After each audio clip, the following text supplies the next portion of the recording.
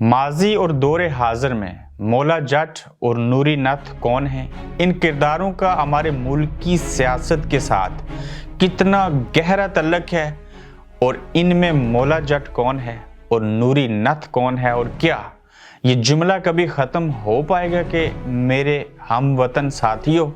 आज मौला जट और नूरी नथ को वजह बना के ऐसी चीज़ों के ऊपर बात करेंगे कि आप ये हैरान कुन हकाइक जान के हैरान होंगे कि हम आज भी 44 सालों के बाद वहीं के वहीं खड़े हैं।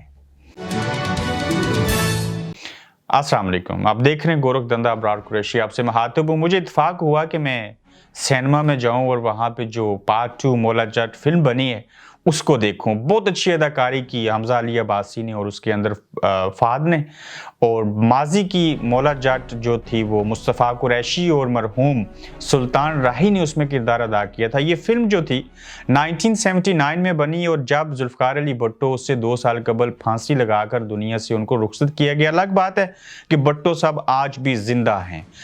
आज से 44 साल पहले जहां हम खड़े थे वहीं पे आज हम खड़े हैं। आज से 44 साल कबल जो फिल्म बनी थी मौला जट, उसमें और आज वाली फिल्म जो रिलीज हुई उसमें फ़र्क ये है, वो बूढ़े थे, ये जवान अदाकार हैं। उस वक्त प्रोडक्शन इतनी अच्छी नहीं थी, आज प्रोडक्शन बेहतर है, लेकिन हाल वही है। वही किरदार है मौला जट का, वही किरदार है नूरी नथ का।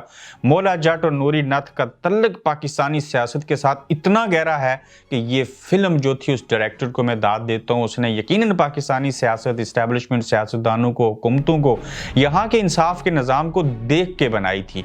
थोड़ा सा माजी में मजीद जाते हुए बात ये कर लेते हैं कि जुल्फ़िकार अली भुट्टो जब इक़्तिदार में आए थे उस वक्त तो उनके पास सिर्फ 80 सीटें थी, और उनके जो मद्दे मुकाबल थे शेख मुजीबुर रहमान, उन्होंने 160 सीटें जीत रखी थी। और उस वक्त जब मशरक़ी पाकिस्तान नहीं बना था तो ये अदाद व शुमार थी, और इतना बड़ा जुल्म और ज्यादती हुई थी कि 160 सीटें रखने वाला हुकूमत से बाहर और 80 सीटें लेने वाले भुट्टो साहब किसी की ताकत के सबब इक़्तिदार में आ गए। ये वो नफरत थी, ये वो तकसीम थी जिसके बाइस हमारे हाथ से मशरक़ी पाकिस्तान, उस वक्त का मौजूदा बांग्लादेश, उस वक्त का मशरक़ी पाकिस्तान अलग होके रह गया। आज आप देखें कि वही चीज़ मुश्तरक कैसे है कि इमरान खान के पास 100 से ज़ायद सीटें हैं, 154 सीटें, और जिनके पास थोड़ी सीटें हैं वो इक़्तिदार के अंदर हैं, और ये चीज़ एक सिमिलर।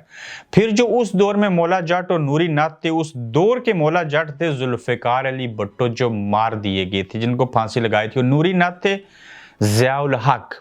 मौजूदा दौर के अंदर अगर इस वक्त आज के दिन की बात करूं तो थोड़ा सा माजी में जाना चाहिए। तो भुट्टो के बाद जो दूसरे मौला जट बने, वोट को इज्जत दो का नारा लगा के कुछ अरसा कबल नवाज शरीफ मौला जट का किरदार अदा कर रहे थे, और दूसरी जानिब इस्टेब्लिशमेंट जो थी वो नूरी नथ का किरदार अदा कर रही थी। बीच में क्या हुआ, डील हो गई, और दरमियानी चीज कौन सा था, जग्गा बदमाश।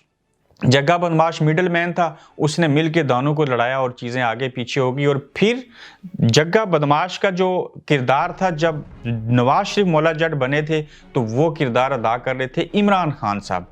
फिर क्या हुआ कि फिर जग्गा वाला किरदार इमरान खान के बजाय वोट को इज्जत दे को छोड़ के नवाज शरीफ साहब ने शुरू किया, और इमरान खान जो थे वो मौला जट का किरदार उन्होंने शुरू कर दिया। और नूरी नथ कौन है, इस्टेब्लिशमेंट। अब मौला जट क्या चाहता है कि जो जुल्म है, जो बाकी चीजें हैं, बर्बरियत है, उसको रोका जाए। नूरी नथ जो है उसके पास ताकत है और सारी चीजें हैं, और उसके तहत वो जागीरदार बना हुआ है और नहीं मौला जट को कुछ करने देता। लेकिन एंड ऑफ द डे एक मजमे के अंदर एक मुकाबला होता है, और आखिरकार मौला जट जो है वो नूरी नथ के बेटे को मार देता है। और उसमें सबसे बड़ी चीज क्या होती है कि जो नूरी नथ है वो एक टाइम के ऊपर जो उसका बाप होता है उसको भी मार देता है उस कल्हाड़े के साथ। बहरहाल इसमें हम नहीं जाएंगे कि कैसे नूरी नथ को अपने बाप को मारना चाहिए, लेकिन ये बात ज़रूर बताना चाहूँगा कि आप देखिए कि किस तरह से इस मूवी के अंदर इन चीज़ों की अक्कासी की गई, उस दौर में भी समझाया गया। इस दौर में भी अगर आप इन चीज़ों को देखें तो हमारी पाकिस्तानी सियासत मौला जट और नूरी नथ की तरफ है। और अगर मौला जट ने जिस तरह से नूरी नथ का खात्मा किया, अगर पाकिस्तान के अंदर भी एक किसी सियासतदान ने सामना ना किया, वो खड़ा ना हुआ, उसने स्टैंड ना लिया, तो ये नूरी नथ ना सिर्फ आजम सवाती को पकड़ के मारेगा, ना शहबाज गिल को नंगा करेगा, ना बाकी चीज़ों को, ये चीज़ें चलती रहेंगी और ज़रूरी है कि ये नूरी नथ जो है इसको नथ डाली जाए। इस नूरी नथ को आम अदालतों में भी पेश होना चाहिए। इस नूरी नथ की अपनी अदालतें नहीं होनी चाहिए। इस नूरी नथ के जो अपने कारोबार हैं उसका भी एहतसाब और हिसाब होना चाहिए। ये जो नूरी नथ कहता है कि मैं पाकिस्तानी सियासत के अंदर मेरा कोई किरदार नहीं और 5 मीटिंगें इमरान से कर चुके, शहबाज शरीफ से मिल रहे हैं, इन्हीं को हुकूमतों में लाते हैं, यही नवाज शरीफ को हुकूमत से बाहर करते हैं, यही नूरी नथ उनको वापस लेके आता है, यही नूरी नथ मैनेज करके इलेक्शन इमरान खान को देता है और उनको इक़्तिदार में लाता है, फिर यही नूरी नथ इमरान खान को फारिग करता है और नूरी नथ की सारे लोग बैत कर लेते हैं। लेकिन अगर कोई असल मौला जट हो तो वो नूरी नथ की बैत नहीं करेगा, उस नूरी नथ के सामने डट के खड़ा होगा। देखना ये होगा कि नूरी नथ के मुकाबले में मौला जट कितना ताकतवर है और मौला जट के साथ आवाम खड़ी होती है कि नहीं। अगर ना खड़ी हुई तो ये मौला जट नूरी नथ को शिकस्त नहीं दे सकेगा। अगर नूरी नथ को शिकस्त ना हुई फिर क्या होगा? मेरे अजीज हम वतनों, आपको फिर से जुमला सुनना पड़ेगा। फिर क्या होगा कि जब मौला जट जो है वो गुज़श्ता रोज़ इंटरव्यू देगा इमरान खान की शक्ल में, इमरान खान को मैं मौला जट कह रहा हूँ, तो वो इंटरव्यू नूरी नथ को बड़ा बुरा लगेगा और नूरी नथ जो है वो इंटरव्यू शायद पब्लिश नहीं होने देगा, उसका वो भी रुक जाएगा। अच्छा, मौला जट जब ताकतवर हो जाता है तो नूरी नथ उसके साथ ब्लैकमेलिंग करता है, उसके साथ साजिश करता है, उसको भटकाने की कोशिश करता है और मुलाकात करता है। मुलाकातों के अंदर कुछ चीज़ें तय होती नहीं और चाहता है कि मौला जट को नूरी नथ हिकमत के साथ और जो सियासत है उसके तहत इस मौला जट को हम नुकसान पहुंचाएं। अब देखना ये होगा कि मौला जट के साथ अवाम खड़ी होती है कि नहीं। क्या मौला जट नूरी नथ की साजिशों का शिकार हो जाएगा या ये मौला जट जो है ये उसके सामने कलमा हक कहेगा और फिर चीज़ों को लेके आगे बढ़ेगा?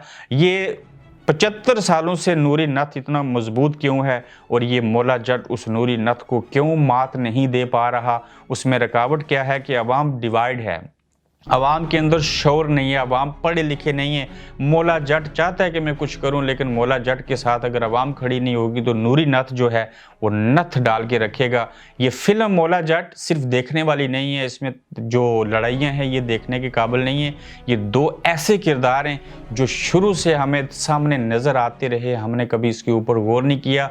मौला जट कल भी था, आज भी है। नूरी नथ कल भी था, आज भी है। और नूरी नथ कल भी ताकतवर था, आज भी है।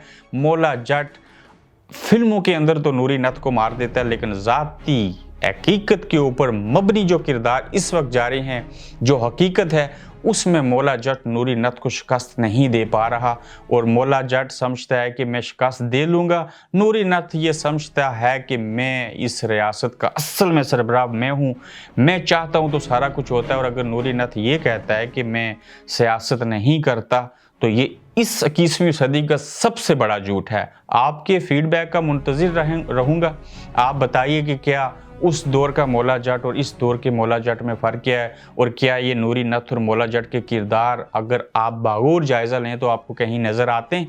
आप अपनी राय का इजहार ज़रूर कीजिएगा कमेंट्स के अंदर। अगले एपिसोड में आपसे फिर मुलाकात होगी और देखते हैं कि मौला जट जीतता है या फिर नूरी नथ सबको नथ डाल के रखता है। ये हकीकी आज़ादी जो है ये नूरी नथ से मिल पाती है कि नहीं। अपना ख्याल रखिए, अगले एपिसोड में फिर मिलते हैं। अल्लाह हाफिज़। आप देख रहे हैं गोरखधंधा अब्रार कुरैशी के साथ।